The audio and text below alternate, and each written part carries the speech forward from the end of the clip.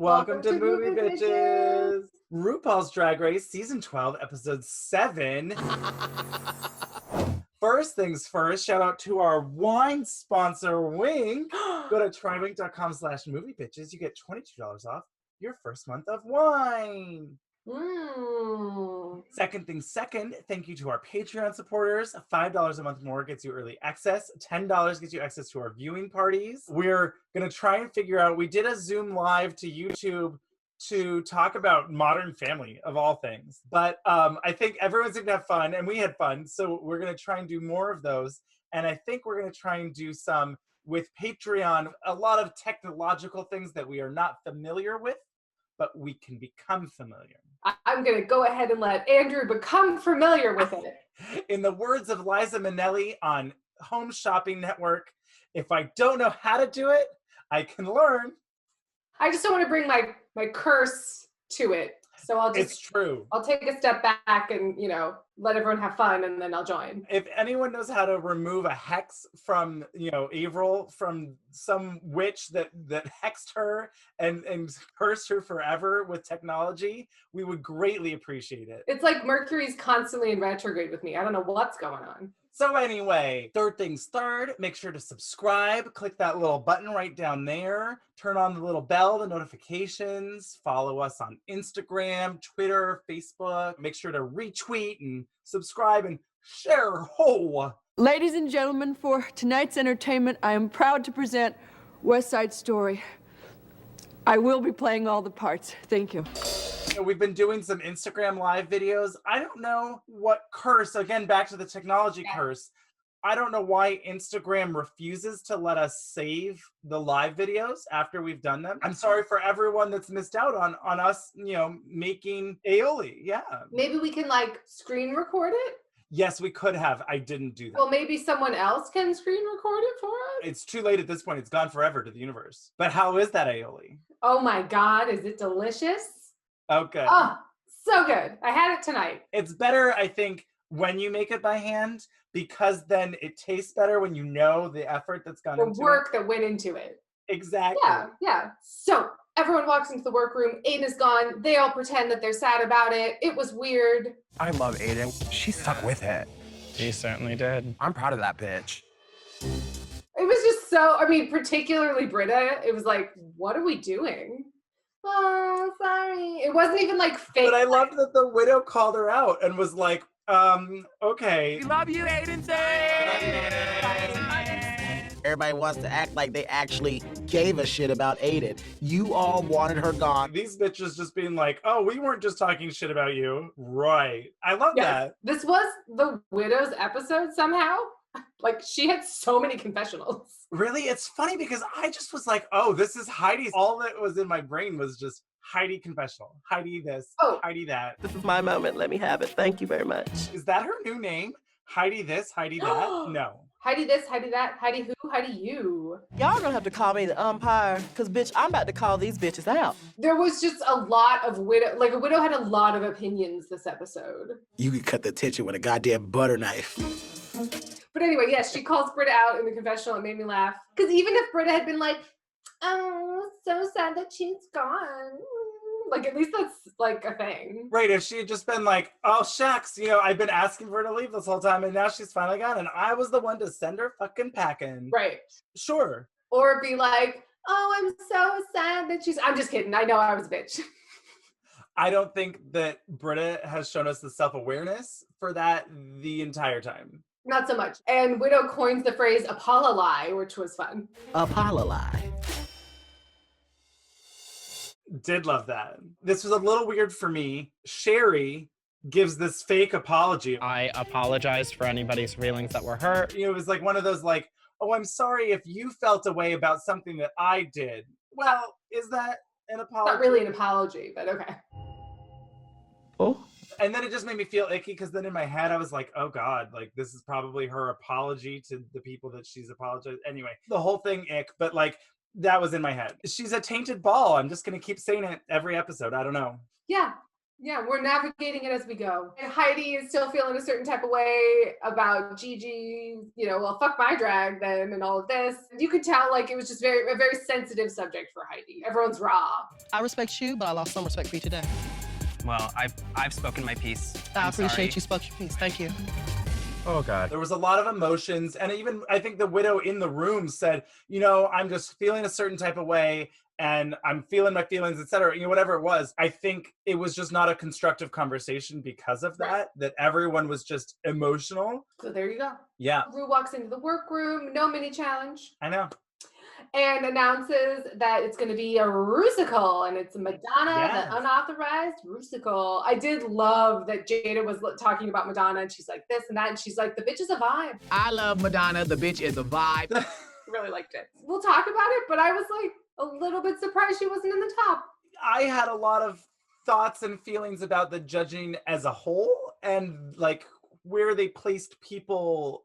I have feelings and opinions. We will talk about it. Love it. So yes, Madonna, the Rusical, and they're gonna be recording with Michelle Visages, the biggest Madonna fan in the entire world. I mean, this was silly fun, and I actually will say, jumping ahead a little, that I agree with AOC that I think this was probably the best or one of the top 2 or 3 Rusicals. Oh, it was great. It was really great. And I think the writing for it was better. I think that was in part because A, everyone fucking knows Madonna, but B, Michelle Visage was there to be like, nah, you're not gonna fuck this up. It's like she actually like became invested suddenly again. Talking about Madonna, I have to, and so she like keyed in. I thought she was giving really good direction. She was like, okay, let's bring everyone to success. Yes. As much success as we can. They have to assign themselves roles. It was fairly uneventful. Yeah, pretty much. Everyone was fighting over that cone bra. Gigi really wants cone bra. I really want cone bra Madonna. Well, 2 people were fighting over the cone bra. I'll do cone bra. I was confused when Britta was like, I really want the cone bra. And I was like, I don't think that's the perfect role for you, but okay. I would have thought she would have gone after the Evita one. So she can really, ham it up and musical theater-y it up. Yes, I agree. The other weird thing that I was wondering at some point was like, where the fuck did they get these outfits? Oh my God, like that was literally what I was gonna say, Andrew. I was like, oh, she wanted the cone bra, but then that seemingly was the only outfit she had. That outfit wouldn't have fit Gigi. So like, what's going on? I was really confused. I'm like, do they have like SNL's, costume makers there? Like, okay, bitch, that one picked this one, so I gotta tailor that outfit for them. Maybe it was a certain time period in between. I don't know, but I was really wondering. I really genuinely had that question as well, and I was literally about to ask it. Some of them were like very specific, like not, oh, I threw this together, my Madonna look. No, it was like you had to have that made somehow. Like Sherry just had the Evita dress. Right. It's weird. Is all of this nonsense? Like, is it fucking bullshit? And they already were prepared for these roles, in which case, wouldn't they have known then who was already eliminated? Or that's weird. Yeah. And if they didn't, like, I don't know. It's just weird. It was just a thing. I was like, I'm confused. It wasn't like the fucking bitch ball, right? Where it's like, oh, and here's some fucking outfit or whatever that they gave them. Here's a Snuggie. They're all the same. And well, and it wasn't like, oh, you're playing this specific dog. You're Lassie. You got the Lassie costume. It wasn't that. Oh, I shouldn't bother to buy one, dear. In that wig, you could play Lassie. No. So anyway, I don't know. It just stuck out to me, and I was really like, wait a second. How did they fucking know who was going to be who? Well, you're preaching to the choir. I was very confused. So quick commercial break, and we will be back with a lot more. Don't go away. Don't click that button and dial and change the tune to the beat and the move. I don't know. Just don't go away. So they have to go and record their musical numbers with Michelle Visage and 2 people that I forgot their names. I'm sorry. David Steinberg and Eric Paparazzi. It wasn't Coomer Speck, and I was expecting it to be. Who's that? Coomer Speck is the producer for like all the other RuPaul ones that they've done. Oh. Maybe it's been better because it wasn't him.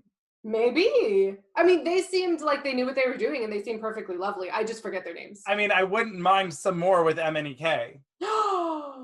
Yes! Agreed. So everyone goes up.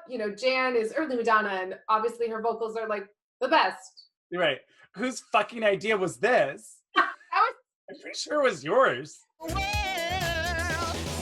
Let's give the fucking singer the lead role at the beginning. Whose fucking idea was that? Jen was like, I don't know if I want to open the show. I don't know about it. Okay, I'll do it. I just don't want to go first. You've been saying you want to show us all up? Yeah, I'll sing my tits off. All right, I'll do early Madonna. And then when Jada, because Jada's the sex book period of Madonna, and she's like trying to be sexy and it's like not working. And It's ironic that Jada is the trade of the season and finding it hard to be sexy. What if I'm the trade of the season? maybe I'm the trade of the season. I was living for Heidi always, but like this episode really was just slaying me. I was having so much fun. Yeah. And like I said, because I just kept noticing, it was like, oh wait, that was a fun confessional moment. Oh, that was a fun confessional moment. Oh boy, and then Jackie, it was really making me laugh. It was so like, I'm Broadway Madonna. It was so funny. Rolling around in a wedding gown, 'cause I'm a boy toy, baby. I'm boy toy Madonna. It was just like so, almost like Aqua or something. It's like, ooh, it was Aqua. I'm a boy toy. I'm a boy toy. Yeah, I'm right? a boy toy. I'm a boy toy. And I was like, what is this? And then Gigi not knowing who Patti LuPone is. I'm Patti LuPone. What? No. Come on, Gigi. Of course. I know the name. Honestly, though, this was probably the most upsetting thing of this episode. She shouldn't have won just alone for this fact. I am big. It's the pictures that got small.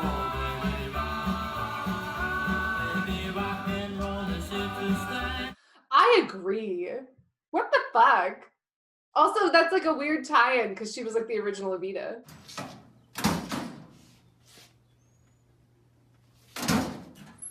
Actually, like, yeah.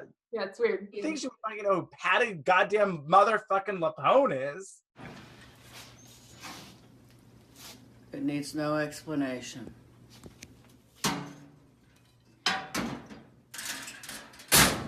Oh. The bitch is a vibe. I mean, I know that it's rich for me to say because how many times have we had this conversation? Sure. But like that for me even says something where it's like, if I know who fucking goddamn Patti LuPone is, you goddamn well better.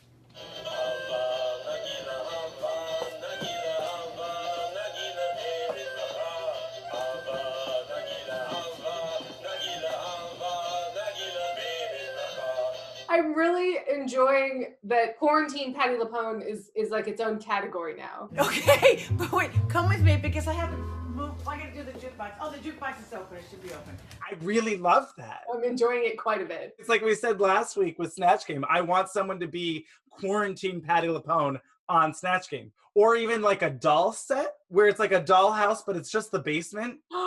and like you recreate it. There's like, yeah, the jukebox and the... There's a series of turbans and caftans and pajama pants. Miss Desmond, is that you? Hawkeye? This is next level gay. My gay gene is saying, yes!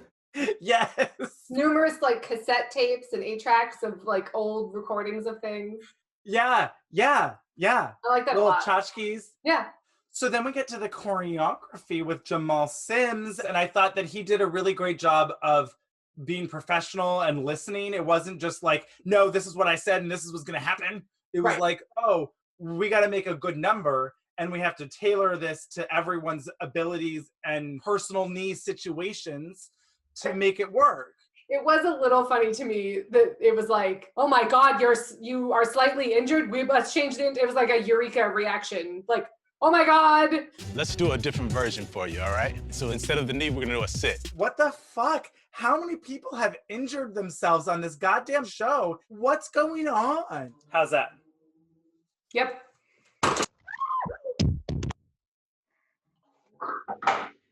What just happened? Did you just fall? Yes. But anyway, I mean, I thought she was really good about it though, where she didn't say, I can't do it. She just said, either I need a knee pad, you switch the knee, or I'm gonna bleed all over the fucking stage. You pick. Yeah. These are the options. And he was like, why don't we just give you something different? Anyway, after all the talk though of Widow, I'm gonna slay the choreography and blah blah blah blah blah blah blah blah blah, and I'm gonna do the best, and you guys are all gonna suck, and I'm gonna be the most amazing. I was just like, just don't talk it up too much, girl. Let us be excited that you're succeeding. It's cool. That's fair. We'll talk about it and Untucked about like the whole. Not too much though, right? No, not really, because I don't care. But can we talk about Jan's jazz outfit? Oh my God, yes. I saw some meme that was like, it was just her, you know, doing her choreography in these little short shorts, and they were like, this makes me feel things. Jan was really coming for the trait of the season title this episode, I felt. Right? She just needs to put on some eyebrows. Although, I mean, also, Jackie in her little thrusting moment was pretty good. Yeah. All right. Okay. All right. And then from here, we're in a... Everyone was just cracking, like they were just laughing. 1, 2, go 3, 4, 5, 6, 7, 8. And Heidi with her fan. Oh my God, and Brenna trying to do the Roger Rabbit. I was like, it was like a Gene Simmons fitness class or something. Gene Simmons? No, not Gene Simmons. Gene Simmons with a J, the actress? No. From Guys and Dolls? No, who's the, you know. Richard Simmons. Richard Simmons. You know, Bonnie Hunt from Twister. Oh, but now I genuinely do want to see a Gene Simmons from Kiss workout video. But like, actually, yes. Honestly, that probably exists because he will do any kind of merchandising. But honestly, no, I want a Paul Stanley workout video. Oh. He's so good. Turn on your, I think your mic might be muted. Okay, let me. Whoa! We're here. He's more fabulous. Gene Simmons is problematic. Everyone's getting ready, and once again, we're at the tragedy mirror, and Heidi is talking about how, like, oh, Madonna's AIDS work has really, like, touched her personally because of her gunkle. And this was so sweet and sad, obviously, but, like, it was just nice that she had that person in her life for as long as she did. He really made me feel like I belonged. And made me feel like... Was he a gunkle? He was a gunkle, yes. He was a fabulous gunkle, and I miss him. I mean, I thought this was a really sweet story. The show is driving me crazy because it just is so, like, produced and so heartstringy that it makes me cynical about these actually sad things. Crystal, you have a good relationship with your father, right? Yeah. That totally normal sentence.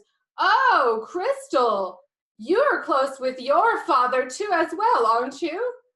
Right? Completely on her own without being prompted by a producer, obviously. Oh, okay, now I'm gonna, you know, cry and tell this horribly sad story about how, you know, her dad has Parkinson's and that's terrible and how she's so close with him. And it was a really touching story and I was glad to hear it. But we got there in such an awkward way that I'm just rolling my eyes like, come on, show. Yes, it's so thinly veiled at this point. And it's weird that it's now been Sherry twice, where it's just like... Sherry, yes. your mother character, was it based off of any of your, like, real-life mother figures? Talking about sisters, did anybody, like, pick their character because of, like, a personal connection to the character? Oh, you're really close with your father too, right, Crystal? Mother! Mother! You're not my mother, bitch! It's just so obvious. Yes. That it drives me crazy because I would so much rather this either come out organically or if we don't know that Crystal has, you know, a horribly tragic thing going on with her dad and we don't need to poke Shay at the finale and say, isn't it terrible that all of your family members died? Okay, now lip sync for your fucking life. You know, we don't need to do that to love Shay. I don't need to know that to love her. Your family have had a really rough go of it. Do you mind talking a little bit about that? For such a while in the show, I don't know if it did or not, but it seemed to come organically. Well, Kelly, ask Vivacious what her childhood was like growing up in Jamaica. And I'm all like, I don't have time. I'm trying to put my makeup on. Right. No, you have to. And I'm like, Vivacious, what was your childhood like in Jamaica? And she's like, oh, mama, it was terrible. They tried to drown me in the ocean. I'm like, oh my God, that's so awful. I'm like, this is not comfortable, y'all. So I think it's just become so thinly veiled at this point. And obviously yes. we're on season, you know, 137. So they just need to shake it up a little bit. Just let the drag queens be creative, fabulous fucking cunts that they are and just point a camera at them. Honestly. And I feel like, if in fact this episode brought up these feelings in them, I feel like Rock did a really good job in episode whatever the fuck, where she was like, I realized yesterday that this was really triggering for me because blah, blah, blah. Now, was she prompted to say that? Probably. Obviously. But it seemed more organic somehow. But she brought it up herself and she said, this was a thing of self-discovery, or this really brought up these feelings X, Y, and Z for me through this way. And I feel like that's a better way of at least doing it. Yeah. At least let them bring up their own story instead of, hey, this is out of nowhere, but you also have a dad, right? Is there something we need to know on national television? I feel for Crystal, I feel for Heidi. They were beautiful stories, but I'm just annoyed at how clunky it is. So that happened. And right before a performance, I don't know, it just seems rude. This is not comfortable, y'all. But we end on a fun note. Everyone's like, I gotta get my gap tooth on. And Heidi's like, I already got my gap tooth. I'm ready. Got our gap tooth on. I already got my gap ready. Keep up, ladies. Team Gap. Ting. So quick commercial break and we will be back with Madonna, the Unauthorized Rusical. So Ru walks down the runway in this red dominatrix latex whip. This was something new from Ru. I was like, okay. Ru's earrings, when she first walked down the runway, I couldn't tell, because she's worn these before, like the kind of chunky interlocking chains. When she was walking down the runway, they kind of looked like balls, and I thought they might be anal beads with her like S&M look, and I was like, yes to this. Yes to your earring turned anal, like, yes. Yeah, sure, yeah, I like that. Right? Yeah. I like that there would be anal beads on the runway as AOC is watching. Like, I enjoy that. And then the guest judges are Winnie Harlow and AOC Alexandria Ocasio-Cortez. So, the Unauthorized Rusical of Madonna. But you keep it all inside. First out is Jan as early Madonna, and I thought she fucking slayed this. Oh, it was fabulous. I mean, the one thing I will say, the body was reading slightly boy, and it was a nitpick, and that was literally the only, I was like, she could use some tits. That was it. That was my only critique. She was dancing all over the place, singing. I thought she really served Madonna. You know what I mean? Yeah, we find out that that's very important, by the way. Well, we find out it's very important. I have thoughts and feelings, but I do feel like if we are going to talk about that, and if that is so important, I felt like she, among a few, really differentiated herself from Jan. Yes.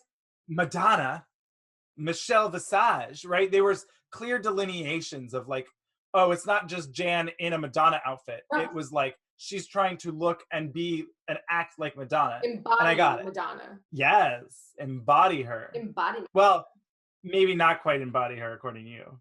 It was just, it was like a. She needed a cone bra?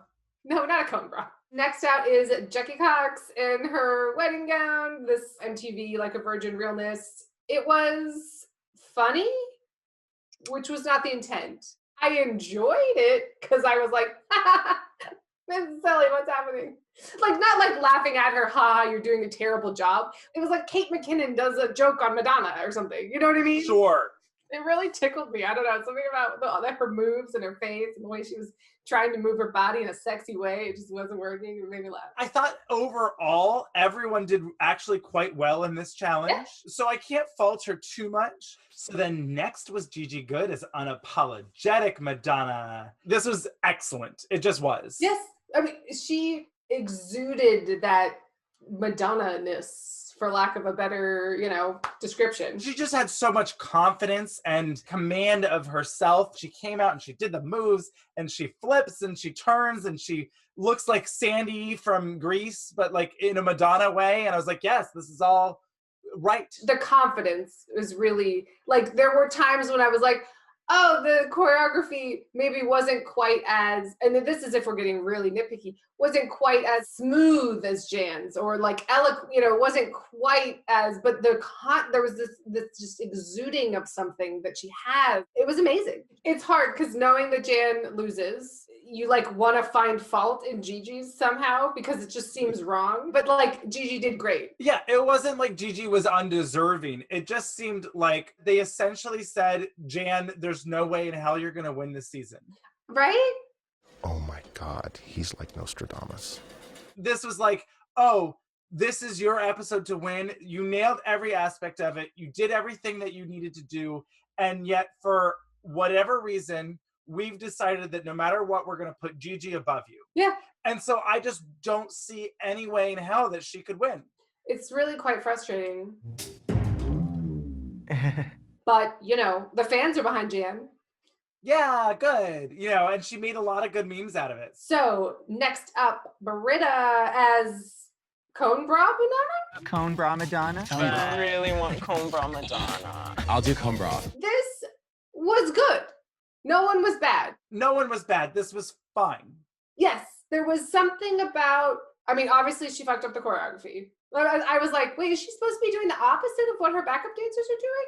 Oh no, she's not. Her lip sync is, we'll get to the lip sync. It's that thing that they complained about Jujubee doing where it's just big mouth confidence, no articulation lyrics. Right. And it just leaves you just a little wanting. And it's not necessarily that she doesn't seem to not know the words, because it seems like she does. Yes. But I think it's just the way that she does it, it's not reading on camera at least. So then next was Jada as Sex Madonna, and I thought she really slayed it. I thought she was so sexual. I haven't felt these things since Tatiana did See Me With Them Hands. Like, I don't even know. It awoke something within you? He doesn't know it, but I'm getting firm too. Because boys really need to know. Yes, I was just like, look at her, the way she was working with the dancers and just really like, it was good. I thought she was great. This Eyes Wide Shut party that she was having, this was maybe my favorite. Honestly, I don't know what it was. There was something about the line she wrote of being very sexy and sexual, but it was also cheeky fun, like where she was so sexy it was a joke almost. And it was like those, oh my God, have I played you Fabio's album? No. What? Oh my God, it's terrible. I like nothing better than to surprise my lady with a plane ticket and a toothbrush and her bikini. It's like basically him singing poems. We need no clothes, no money, just each other. It's truly terrible, but it's that very like sexy, like over the top, right. Just like, you know. But Jada obviously wrote the line better than Fabio. Oh boy, that album, it's so funny, Andrew. Oh no. So anyway, I thought this was fabulous, and I was honestly like, oh, so she's the winner maybe at the top at least. I would have easily put her up in the top 3. I thought she was fantastic. Next up is Evita.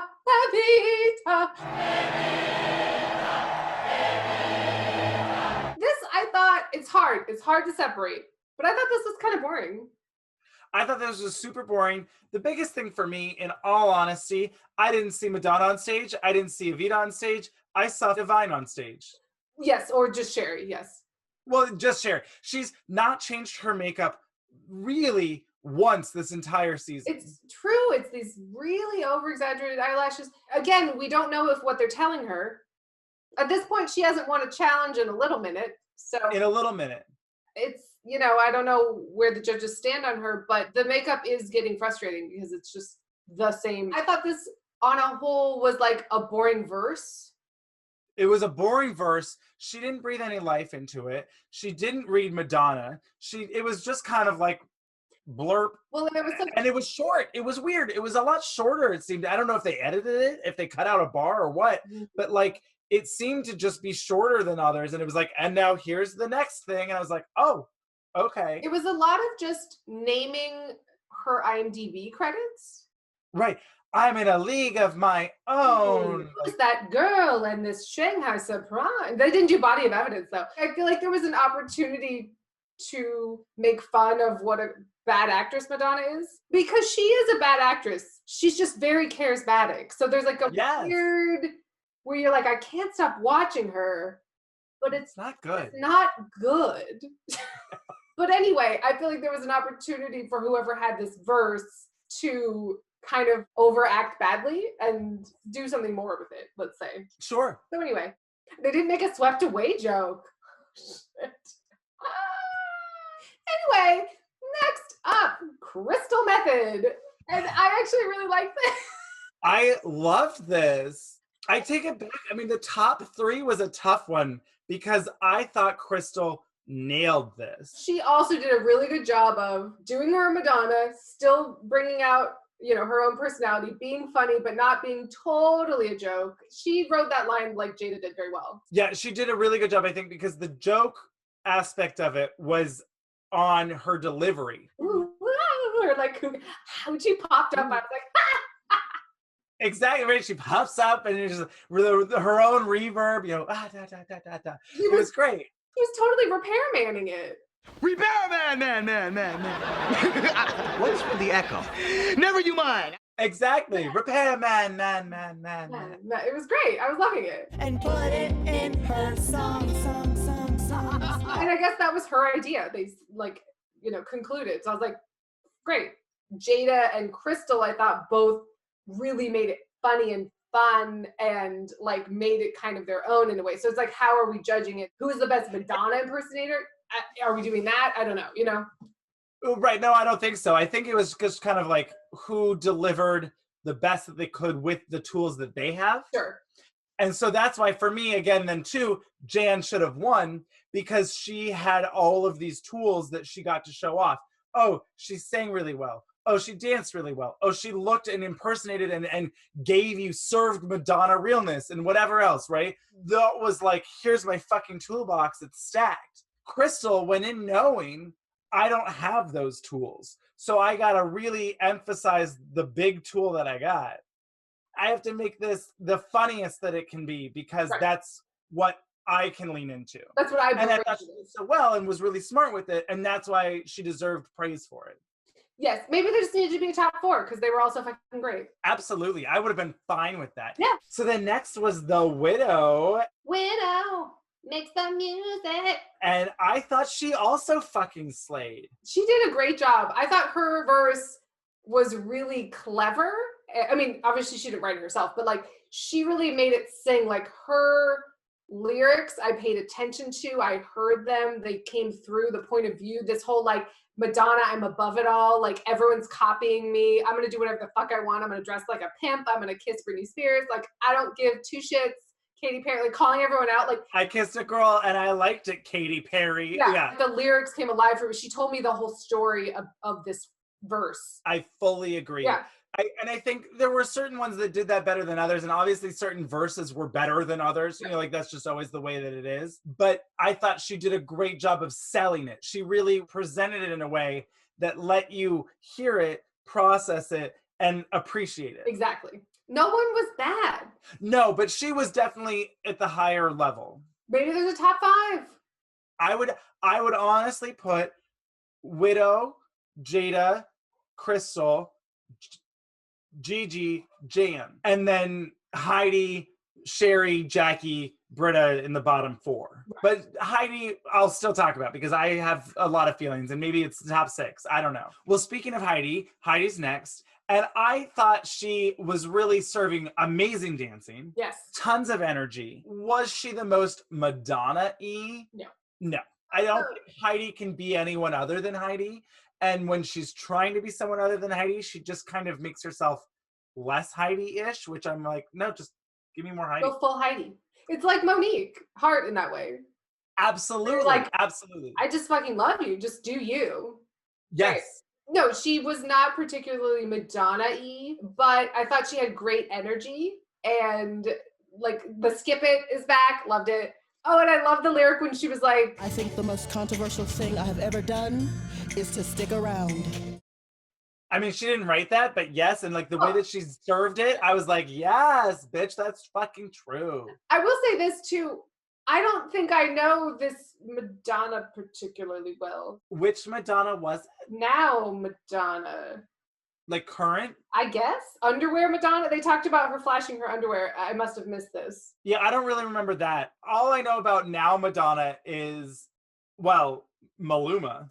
What's that? Maluma? Her song with Maluma, He's a Man. Oh, yeah. I don't think I've heard it, but now that sounds familiar. Cha-cha-cha. 1, 2, cha-cha-cha. Wasn't she doing like a Madam X thing? That was the song with Maluma was on Madam X. Oh, so yeah, maybe this was. I don't know what this was. I don't know which Madonna this was, and maybe that's my fault. But also maybe that's why it didn't come across as good. I don't know. What was the Super Bowl Madonna? Right? L-U-V Madonna. Y-O-U. You wanna? That was like gladiator outfit. Valkyrie Madonna, right? Sure, yeah. So quick commercial break, and we will be back with the runway. Category is Night of 1,000 Michelle Visages. Oh, we have to say it like that Evita song. On this night of 1,000 stars. On this night of 1,000 stars. Remember, did you not listen to the Evita soundtrack till it was ingrained in your brain like some sort of Pavlovian? You didn't? No, okay, great. On this night. You haven't seen it, have you? Oh my God. I mean, it hit me at the right time. Let's just say that. I watched it back recently. There's some yikesies, like Jonathan Pryce is, first of all, Madonna is playing Ava, so that's like problematic. But Jonathan Pryce is playing Juan Perón, and you're like, oh, yikes, guys. Yikes. But it's weird. I listened to that soundtrack so much that I was watching the movie and I knew when it was a track that I used to skip all the time. Like I was like, oh, that's the one. But then a different song that I listened to 10 million times would come on and I was literally like, I know every single fucking line. This is freaking me out. I haven't watched this in like 15 years. It was weird. Oh my God. So anyway. Category is On This Night of 1,000 Michelle Visages. I love that she was so surprised and like honored or something. Do you think she was genuinely surprised? It seemed like it. Okay. For me? What? I liked this runway. And I think the problem with a runway like this is that when you ask them to be so literal. Well, that's the issue. When you judge them based on you got the wrong earrings, you're in the bottom, we hate you, fuck you. Then it's like, what are we doing? I'm not the biggest Brita fan, but Jesus Christ. I did wear a drop earring. I'd never wear a button. It was beautiful. It was aggressive. I would never wear button earrings. Those are the wrong earrings. What are you doing? You're terrible. We hate you. It was a lot. It's a pretty simple look. It's glasses, earrings, and the dress, and now the earrings are kind of taking us away from how great all the rest of it is. It was. However, I will also say that the earrings were very matronly, and once they pointed it out, I kept just being like, oh God, those are the wrong earrings. She looks like she's like a golden girl or something. Like it wasn't right for the look. And so while it was intense and insane, I did see a little bit there of like, they're not wrong. They're not wrong, but like they needed to be like, I maybe wouldn't have worn those earrings. Anyway, like it was so much. Yes, it was so much. Well, and we'll get to Heidi's critiques of just like, well, that hair, I would never, ever, ever wear that hair. Only issue for me would be the hair. It was more textured because I don't want it to look like a globe on my head. Well, fuck this pink hat. Well, fuck this pink hat. The queen would never wear that hat. Ever. Yeah. Anyway, first down the runway, just Jan. It's very good Jan. Loved it. This was so fun and fabulous. I love that she had her little wheelie bag. It's really great. Her tits were on point. It was good. I thought this was pretty flawless, in all honesty. Yeah. Next on the runway is Jackie Cox as All-Stars Michelle. And she fucking nailed this, by the way. Yeah, I guess. See, I don't know. Everyone fucking was obsessed with it. And I was kind of like, She really got the trashy New Jersey. Like, if you saw this without context, you would say, oh, that looks like Michelle Visage. That's all I'm saying. Sure. Was it my favorite like look? No. Did she nail like the details and looking like Michelle? And I thought she painted herself in a way, and the hair, and like it was there. That's fair. That's all fair. I think it was probably just mostly that I didn't care for the look. Personally. But that's on Michelle, not Jackie. That's Michelle's fault, not Jackie's. There's a little bit like, obviously Jackie picked this one of all of them. Right. But this definitely kept Jackie out of the bottom. Absolutely. I think that choice was the right choice because it was playful and fun and she nailed the details. Yes. So then next is Gigi Goode in the Lovely Day music video, Michelle. And I liked this. Once I saw the picture in more detail, I was like, oh yeah, she pretty much nailed it. Right. I do think that she was too flat on top. I guess, I mean, it's this weird line of like, okay, are we doing my interpretation of Michelle? Or are we doing, you had the exact everything and therefore I love you and you wore the right earrings and you're perfect?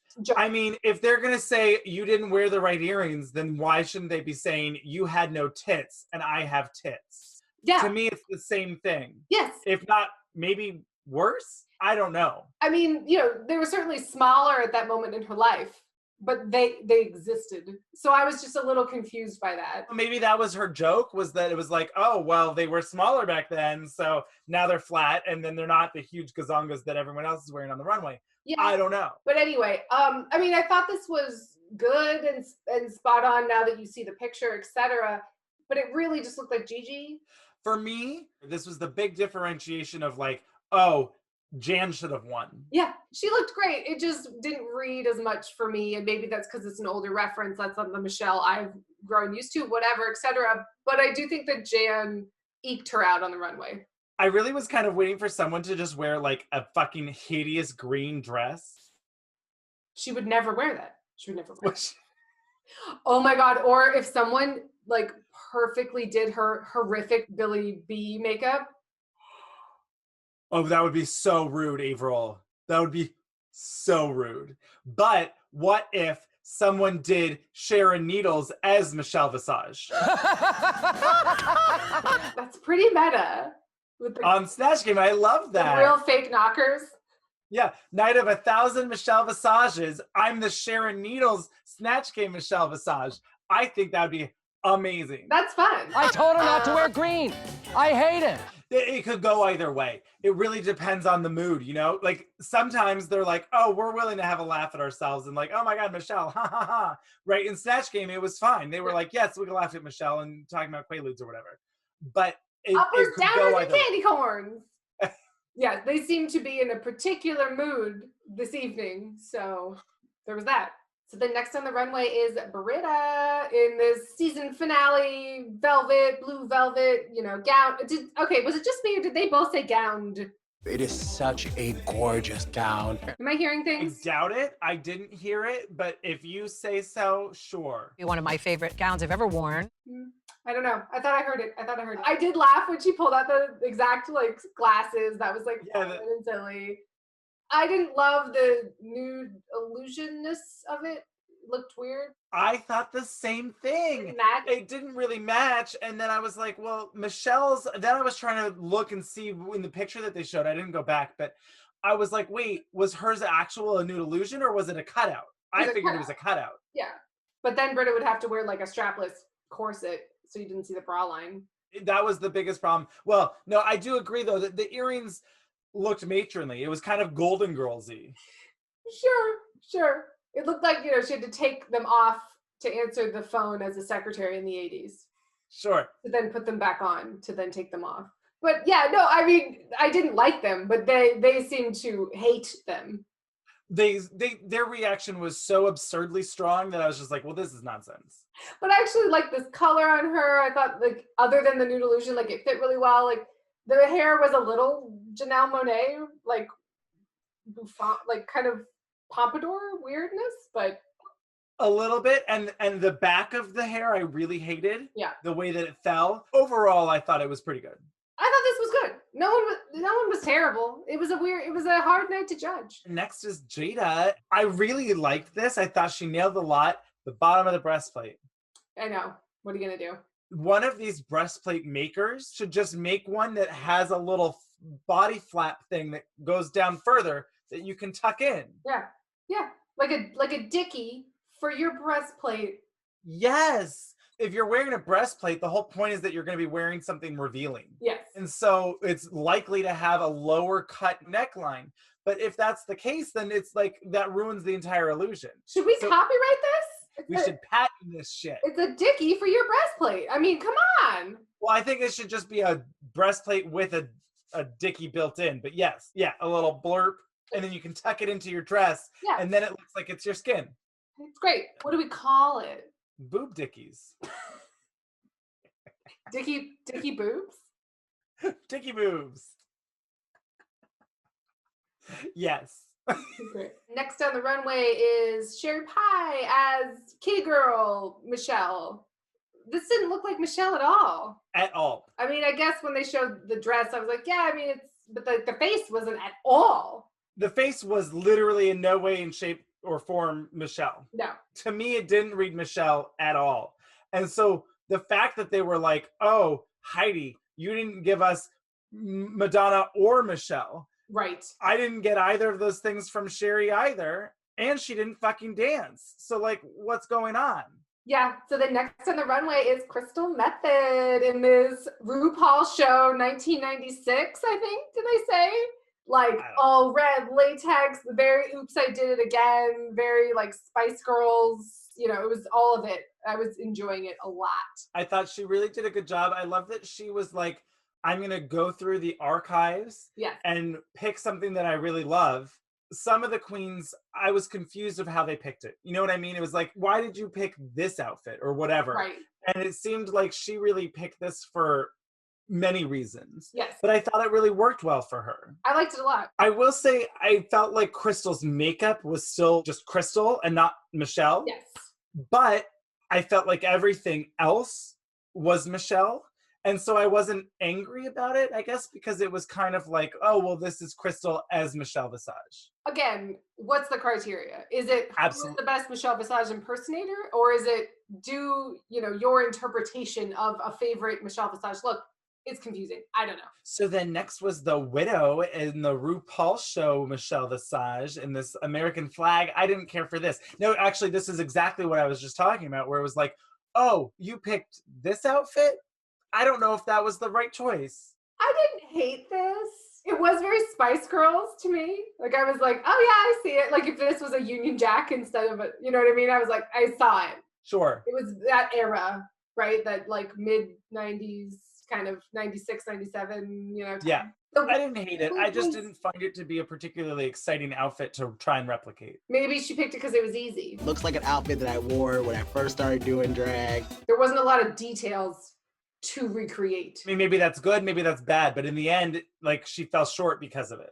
Isn't it weird that the runway next week apparently is all widows? I don't know because I didn't see the preview. You didn't watch it? Oh, it was so funny. It was like shady editors. I was loving it. Okay, so it's like, whatever. They're all dressed like widows in black and they have veils. And I was like, oh, that's weird. The funniest part is, so they cut to Jan. This entire time I haven't won challenges and I haven't been crying about it. Ooh, honey.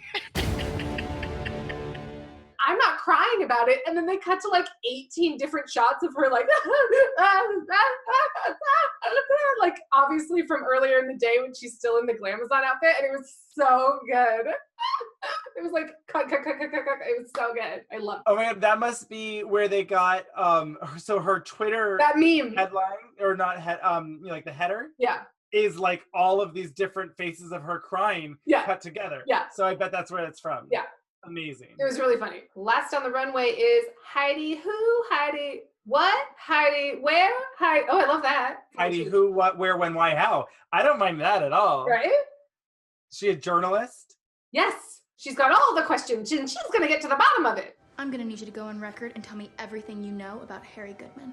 Heidi walks down the runway and this was from a TV show or movie or the set of something that Michelle was on recently. I didn't really see why this look was a good one either to pick. This was not a unique look. it was perhaps more fashionable, more glamorous than some of the other looks that Michelle has worn. I don't know how you ended up choosing this one. You know, I was just scrolling on the social medias and whatnot. On the social medias. Yeah. It seemed like, oh, I could do that. I think that's what it was. Yeah. Was, oh, I'm going to look up for Michelle look. Oh, that one I could do. A cape and a whatever. Yeah. So I liked her big yarn ball hair. Again, this was like, oh, I'm taking what you did and I'm like doing my thing with it. It was weird to me that Michelle literally, essentially in one breath, praised Jan for dragifying her look. Right. And then in the other was like, oh, Heidi, I would never wear that hair. It's too draggy.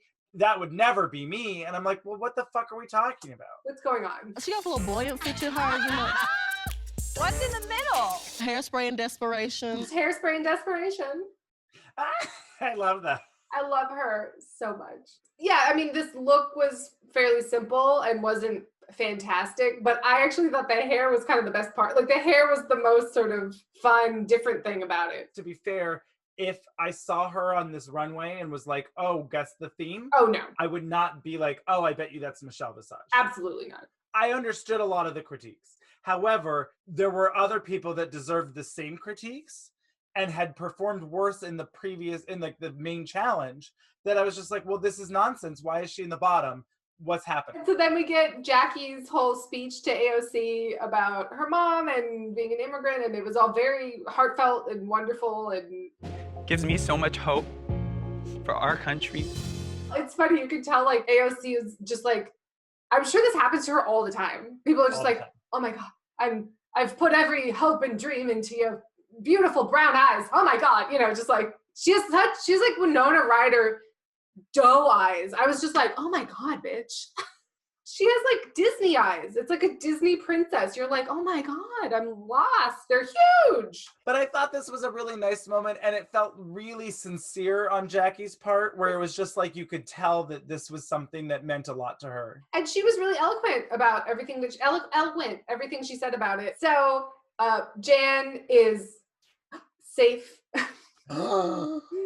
Jan, tonight you ruled the world. You are safe.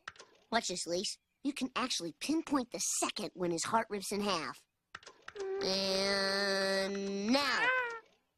Her, like, I'm gonna... It was very Jan. It was like, sure, Jan. You know, it was like an instant. I guess bummer for this season, but it seems like Marcia is turning out to be Gigi. And Jan is just Jan. Marcia.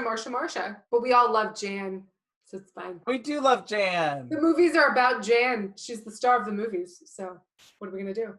I love all the memes you've seen of like, this was the only time RuPaul cared about Jan. I know Jan wanted to win this. Like, y'all didn't see her face when she turned around, but I saw it.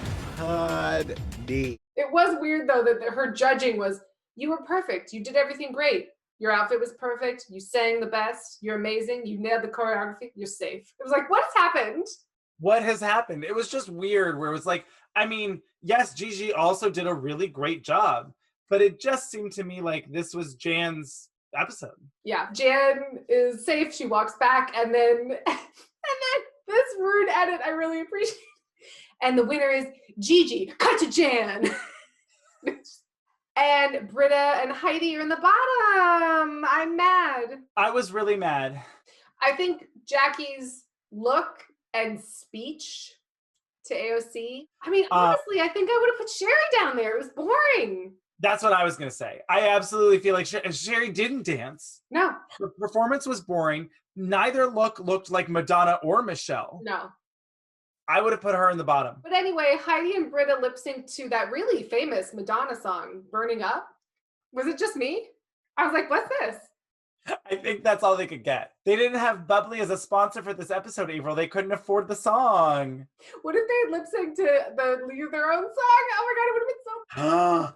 I love that song, but it would have, oh my God, this used to be my playground. That would have been like such a bummer lip sync song. It would have been terrible. This used to be my playground. I still can't believe you don't like that song. I get out of here. I do not care for it.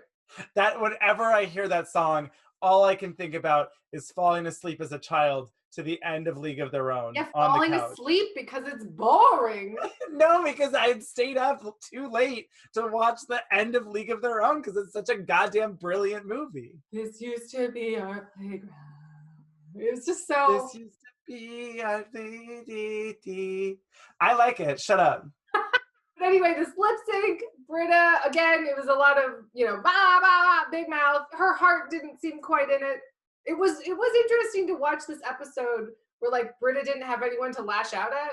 And so then she seemed sad. The reality of it, and it was really a bummer for me because at the end of the whole episode, when she goes home, everyone's like, oh, you were such a bright personality. You were so sweet and so fun and whatever.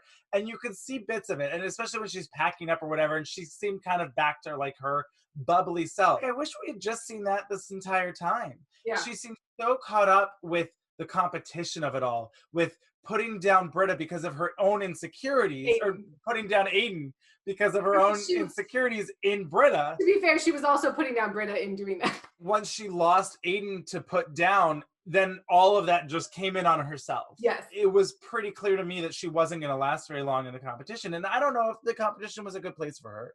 Sometimes you just see that where it's like, you seem like a fun, fabulous person, shouldn't be here. But then it's also a bummer too, because you want them to get the platform from the show to be able to take it to the next level. But like if they didn't do that well and people don't love them because of the edit or whatever else. She's still the queen of New York. I have to represent for New York City, so I need to show them the Britta that everyone in New York City knows and loves. But Heidi was just, again, killing it. All these dance moves, trying everything she possibly can. Her patting her little poof, loved it. Oh my God, I was dying. It was so fun. She was really giving me a performance. Yes, she really was putting everything into it, blood, sweat, and tears. And I thought that she really did a good job though, too. Like she was serving it. In her case, this was a lip sync for her life. Like it wasn't my favorite of all time by any means, but like, I was like, you're fighting, bitch. I am not going home. I can't afford to go home. I'm giving them some dance moves. My skirt's rising up. You can see my girl. I don't care. It's a cute girl. I paid $10 for it. Absolutely. It was clear who should stay and who should go. Yes. So Britta goes home and Jan is really upset.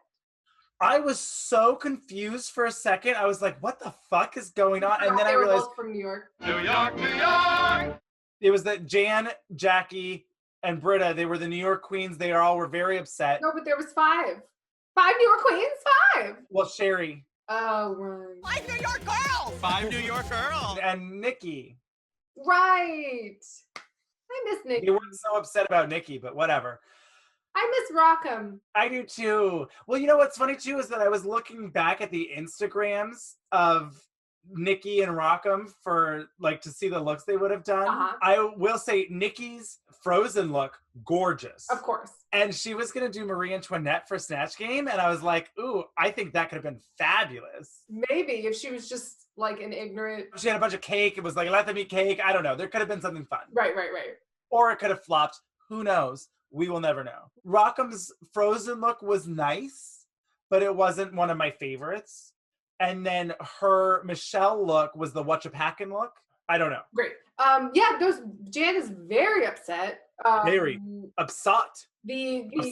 Upset? Well, it has to rhyme, you know. Jingle bells, jingle all the way. The New York queens are dropping like flies. New York, New York! It happens. And then she, scoots out there with her little rolly suitcase, and I was into it. It really made me laugh. It was so clearly empty, which always makes me laugh.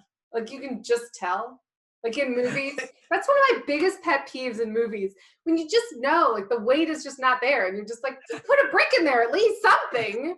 Does that not drive you crazy? So no, it doesn't. I don't think I've ever noticed. At least not like consciously. And now that you mention it, I'm like, yeah, probably. But no, I've never ever thought of that. But that's hilarious and I love it. And of course you would. Great. So anyway, this week on Untucked, stuff happened? Well, so I mean, it was a lot of like trying to come back together. There was a lot of debriefing from last week's argument. Right. That I really care about to No. begin with. There's this whole thing between Heidi and Gigi again, where Gigi was like, I'm really sorry, or she didn't really say that much of I'm sorry, but she tried, and she said it in the confessional. She basically said, I feel bad for being a bitch. I think you did great. I'm feeling a little guilty just for everything that went down with me and Heidi. For me, this was really tough, where like a lot of this conversation Just say talk. I'm not gonna talk to you. just came down to like, who fucking cares? You guys did bad in the challenge. You were unprepared, or at least somewhat unprepared. And the queens that did well called you out on it. Is that kind of shitty? A little bit. Is it true? Like, facts are facts, America? Right. A little bit. Like when Evie did this kind of thing, a lot of people disliked it, but also we loved it. That's true. I'm not like mad at Gigi. Like they were very mild in their critiques. I basically am like, I don't care what's happening. I don't care about this. Move on. That's fine. No one's actually being shady, but people are acting like they're being horrifically shady. And I'm just like, what's happened? That was the biggest. They were like, I can't believe you said, I'm so upset. So I guess we're not sisters anymore. This isn't RuPaul's Best Friend race much longer, huh?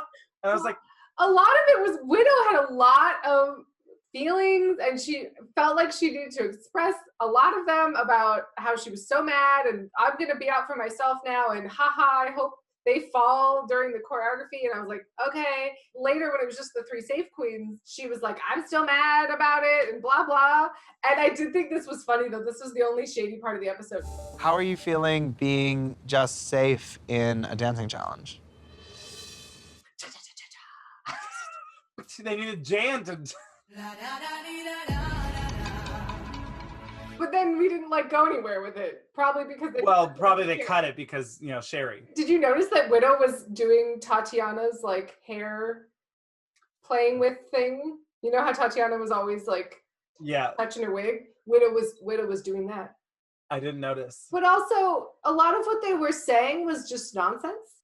Like Widow was like, well, I don't like to throw stones at glass houses. And I was like, well, that's not what? Like, I don't like to throw stones at glass houses. What's going on exactly? Like they were saying like bits, fragments of things that didn't connect, and I was just like, is this the editing? Because they have to cut around Sherry, or what's happening? Like I don't know. That's I don't know what's happening. Like I was for half of the episode, I was like, what? It's not a mixed metaphor, it's a mixed parable. Yes, exactly. But then they all come back, and then AOC comes back, and they have a wonderful conversation. It was really nice. She had a really good speech, I thought, and gave a good... It was like, and what? And the people who change what people think are artists and drag queens. And let's not forget who threw that first break at Stonewall. Yeah. Well, I mean, shocker. No one's surprised that she's really great at speaking and inspiring and leading. Like, obviously, that's where she got where she is. That is what led to us passing the Equality Act in the House in this term, marriage equality. It starts with you. It was kind of interesting, too. They, like, danced around not saying the name Trump. I see you standing up to that man every day. You stand up against him and you say, every day. No. Yes. They were like, and him. The evil one. The evil. And I was like, oh. That man. It was like very... like, it was interesting. But then I loved that she was like, because they were all like, we're not worthy, we love you, you're amazing, you're inspiring everyone, you're so powerful, blah, blah, blah. And I love that her speech back was like, it all starts with the creatives, the artists, like the outsiders, like who threw the first brick at Stonewall. Like it was such a great, I love her. Yeah, she's really great. And her speeches are amazing and excellent. And I think because when you really get down to it, the whole point is about like exactly what she said, where it's her job as she sees it is to represent the people that she was elected by to serve. Yes. And so like, if only everyone else had that mindset, Jesus fucking Christ. Public servant, whatever. Anyway, no, I thought she was great. And it was really good. And I did love that Jada was like, also, by the way, this is a toot. Like, just so you know, it's a toot. It was a toot. I liked it. But anyway, and it was funny too when she first walks in. I think it's Jackie gives her like a hug. She was so tiny. I always love seeing drag queens with like regular people, but you know, it was just like so tiny and then like because you don't notice it's like an optical illusion, right? When they're all around each other, you assume they're all slight and female and, you know, small or whatever. And then suddenly it's like, oh, they're like 6 feet tall. And it's like, oh my God, you know, it's always shocking. So Britta goes home and she packs up her little foxy cartoon boa and that hot dog. Like, what was that? I don't know. She got hungry. Makes me want a hot dog real bad. Real bad. It makes me want a hot dog real bad. Why has no one done Jennifer Coolidge? I don't know. Did I tell you that I saw her at a vintage fair? You texted me, and I don't think I quite understood. You were like, "Oh, I almost bought Jennifer Coolidge's jumpsuit or something," and I was like, "Cool." It was a cape. It was like a full-on poncho belted from made in Wales cape. It's fabulous.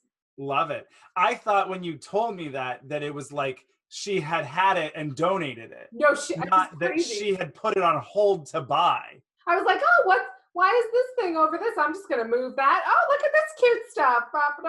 Excuse me. Oh, hi.